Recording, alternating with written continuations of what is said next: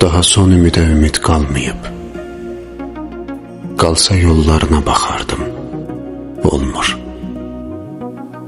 Soyuq əllərimi üzük yerinə, qaynar əllərinə taxardım, olmur. Rəhm elədin sənsizlikdən sıxılmayın, toparlanım saçların kimi dağılmayın.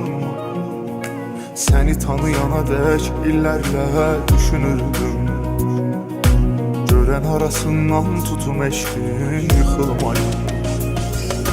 Bu adam səhv edər özünü evə bağlayaraq, sənə görə ağaran saçlarını saxlayaraq.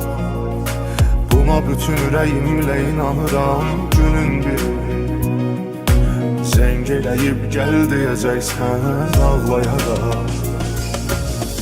Elə səndə də az yoxdur, bilə bilə dərdim çoxdur. Vurdun elə yara ürəyimə, sevməkdən gözüm qorxdu. Dərdimin adı sənsizlik, həyatımda düzensizlik. Gələn yalan, gedən daha betər, məni yordu güvensizlik. Elə səndə də az yoxdur, bilə bilə dərdim çoxdur. Vurdun elə yara ürəyimə, sevməkdən gözüm qorxdu. Dərdimin adı sənsizlik, həyatımda düzensizlik. Gələn yalan, gedən daha betər, məni yordu güvensizlik. Neyniyək? Olmadı, çatmadı gücüm. Elə bil tutmadı bürcündə bürcüm. Səni ürəyimdən çıxarmaq üçün gərək ürəyimi çıxardım, olmur. Haçansa yaranar qayıtmağa cəsarətin, qorxuram o gün unudulmuş olar məhəbbətin.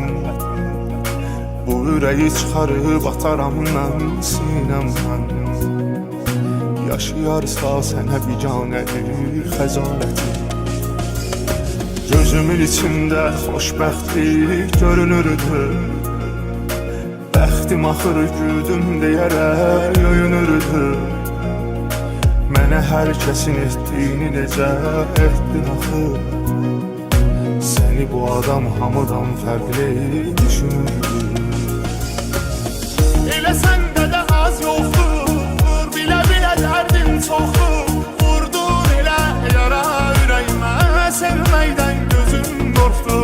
Dərdimin adı sənsizlik, həyatımda düzensizlik. Gələn yalan, gedən daha betər, məni yordu güvensizlik. Elə səndə də az yoxdur, bilə bilə dərdim çoxdur. Vurdun elə yara ürəyimə, sevməkdən gözüm qorxdu. Dərdimin adı sənsizlik, həyatımda düzensizlik. Gələn yalan, gedən daha betər, məni yordu güvensizlik. Yanında elə bil yersiz qonağam, mən sənə günaham, suçam, yasağam. Sən güllə deyilsən, mən də qorxağam. Səni öz başıma sıxardım, olmur.